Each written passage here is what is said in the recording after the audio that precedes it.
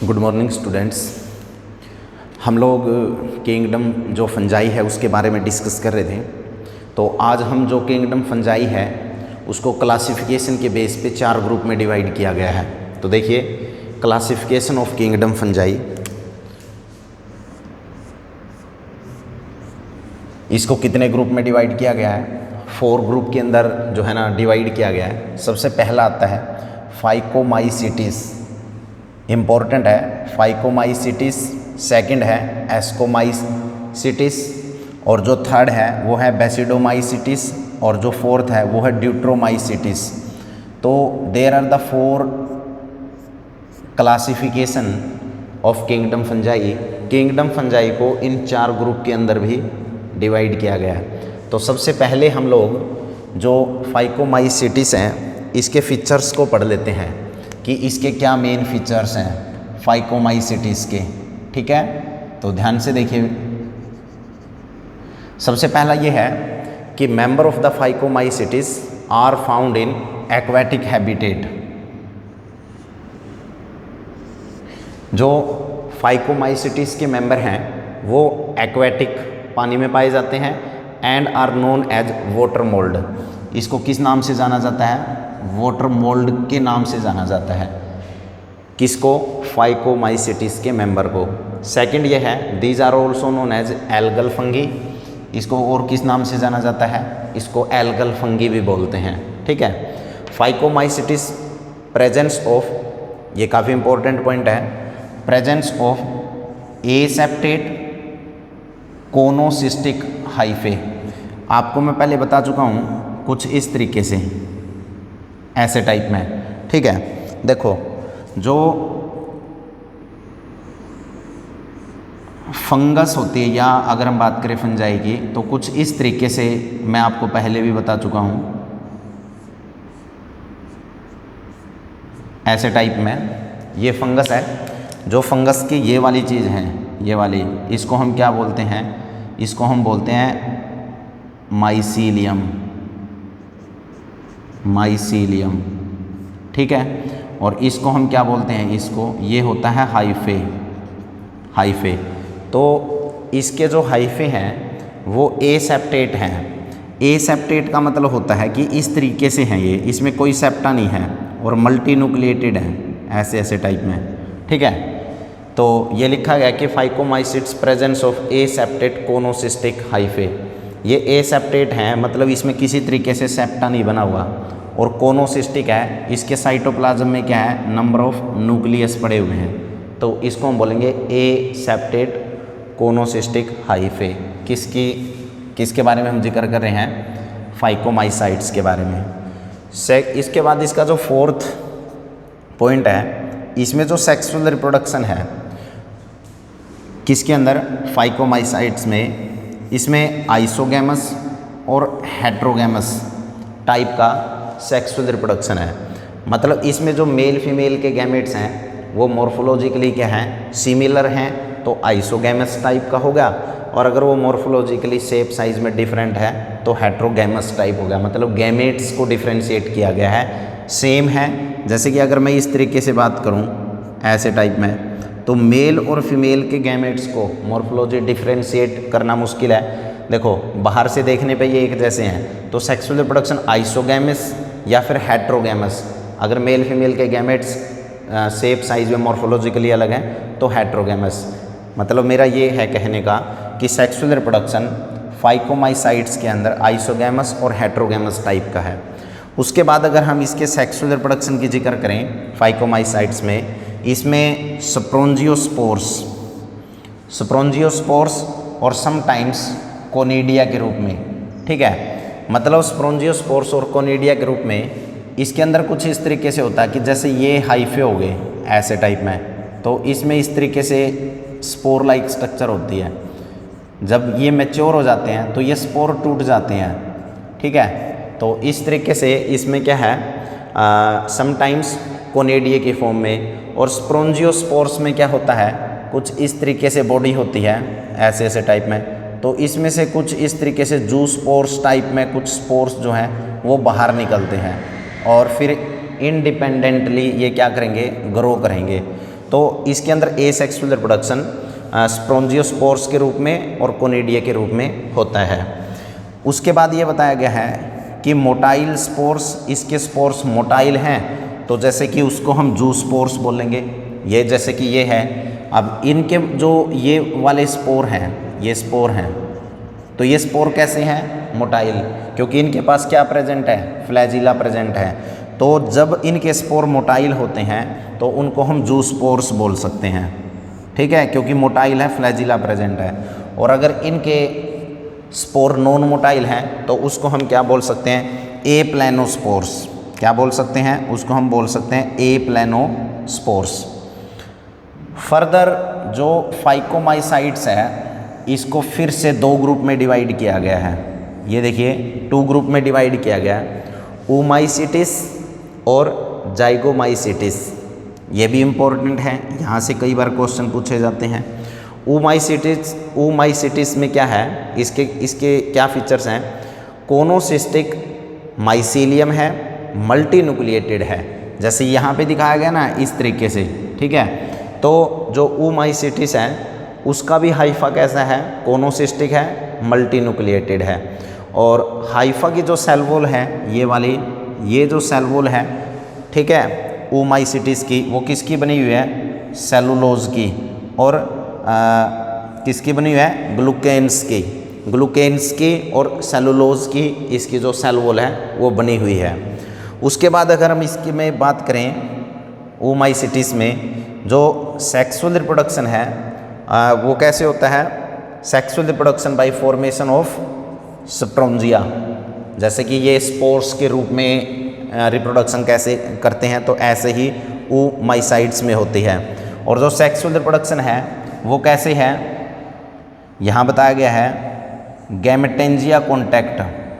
Sexual reproduction gamete के contact से, मतलब जो इसके जो गैमेट्स हैं वो आपस में कॉन्टैक्ट में आएंगे और फर्दर जो है वो रिप्रोडक्शन जो है इसकी गैमेट के रूप में होती है, मतलब मेल फीमेल के गैमेट जो वो एक दूसरे के कॉन्टैक्ट में आएंगे और वो फिर फर्टिलाइजेशन करेंगे।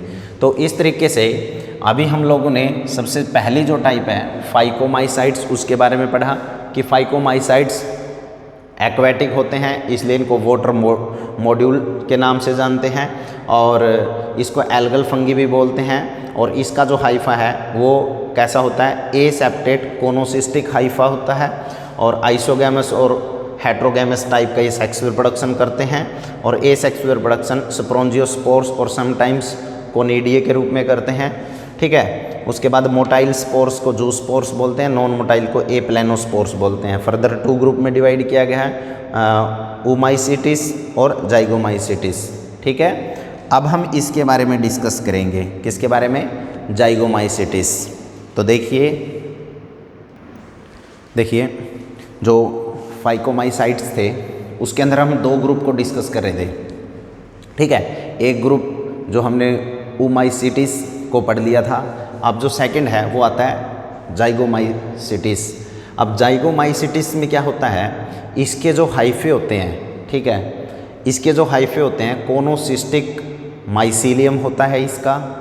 ग्रुप ऑफ जो हाइफे होते हैं ना उसको हम माइसीलियम बोलते हैं, ठीक है, जो इस तरीके से फैले रहते हैं, ऐसे ऐसे टाइप में, इस तरीके से, ठीक है, ये हो गया। तो इसको ग्रुप ऑफ हाइफे को हम क्या बोलते हैं? माइसीलियम। तो इसके जो माइसीलियम और कोनोसिस्टिक टाइप के हैं, मल्टीन्यूक्लिएटेड और एसेप्टेट हैं। अगर मैं इसको देखूँ ना, इसको बड़ा करके, तो वो कुछ इस तरीके का हाइफा दिखाई देगा, ऐसे। ये मल्टीन्यूक्लिएटेड है, इसमें किसी भी तरीके से ये सेप्टे नहीं बने हुए, तो इसलिए इसको ए सेप्टेट बोला गया है। समझ रहे हैं? इसमें क्या है? ये सेप्टे नहीं बने हुए, सेप्टम नहीं है इसके अंदर, तो इसलिए हम ए सेप्टेट और मल्टीन्यूक्लिएटेड है। इसकी हाइफा की जो सेल वॉल है वो किसकी बनी हुई है? काइटिन की बनी हुई है, ठीक है। आप फाइकोमाइसाइट्स की के अंदर एक ग्रुप आता है जाइगोमाइसाइट्स। एक तो होता है ओमाइसिटिस, दूसरा है जाइगोमाइसिटिस।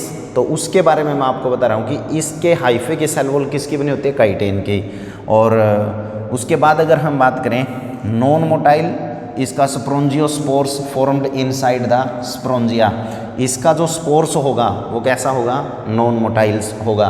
उसके बाद जो सेक्सुअल रिप्रोडक्शन करते हैं ये कॉन्जुगेशन से करते हैं, ठीक है। और इनसे बनने वाला जो जाइगोट है वो क्या रहेगा, डिप्लॉयड जाइगोस्पोर। जैसे कि अगर हम बात करें ये गैमेट्स हो गए, ठीक है, इस तरीके से मान लिया कि ये गैमेट्स हैं, तो ये गैमेट्स, इन गैमेट्स के अंदर क्या होता है, दोनों के अंदर कॉन्जुगेशन होता है ऐसे इस तरीके से, ठीक है। मेल और फीमेल गैमेट्स, बेसिकली हम गैमेट्स वर्ड ना यूज करते हुए ऐसे बोल सकते हैं कि जैसे ये मेल है ये फीमेल है, तो मेल का जो अगर हम बात करें गैमेट्स हैं वो कॉन्जुगेशन से फीमेल के जेनाइटल पोर में इंट्रोड्यूस हो जाता है इस तरीके से, तो उसको हम बोलते हैं क्या, कॉन्जुगेशन।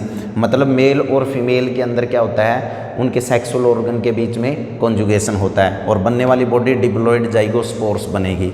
उसके बाद हम लोग जो फंगी की सेकंड क्लास आ जाती है, फंगस की जो सेकंड क्लास है वो आ जाती है एस्कोमाइसिटिस। इम्पोर्टेंट है ये भी, सेकंड क्लास कौन सी है, एस्कोमाइसिटिस। जो एस्कोमाइसिटिस है उसको हम सैक फंगी के नाम से जानते हैं।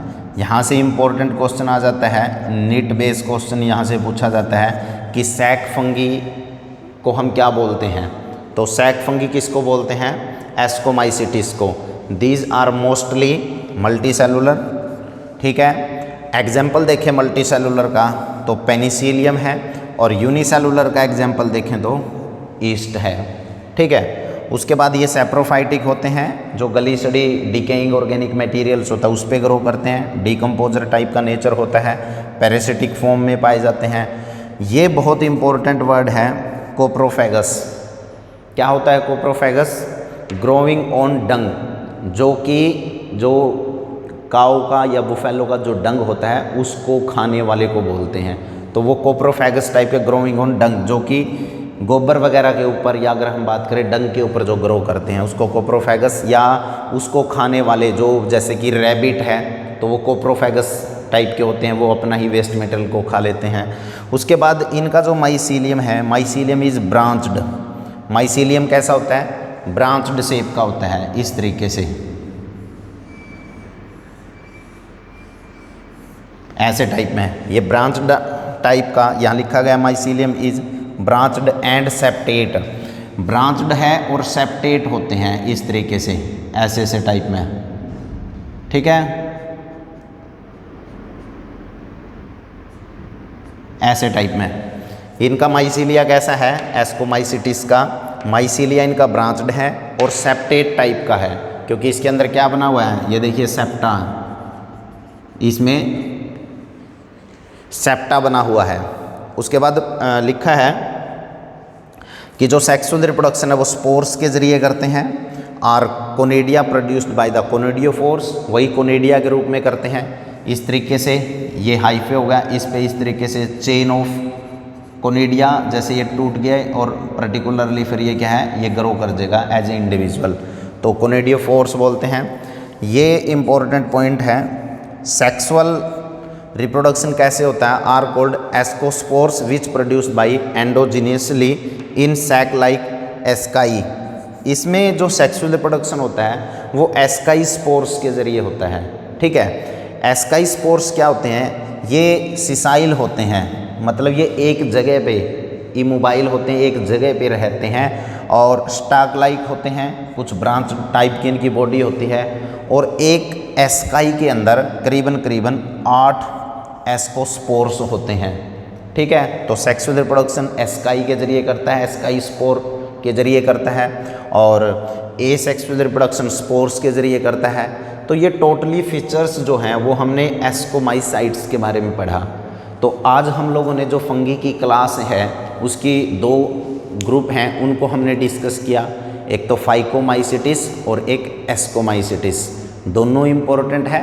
तो यहाँ तक आप पढ़ें और आप लोग कमेंट करके बताया करो कि आप लोगों को कोई पॉइंट अगर समझ में नहीं आया है, या फिर आप लोगों को कुछ और स्टडीज़ के दौरान आपको कुछ स्पेशल पॉइंट मिलता है तो वो कमेंट में आप ज़रूर बताएं, और वीडियो को आप लाइक ज़रूर करें। Thank you very much.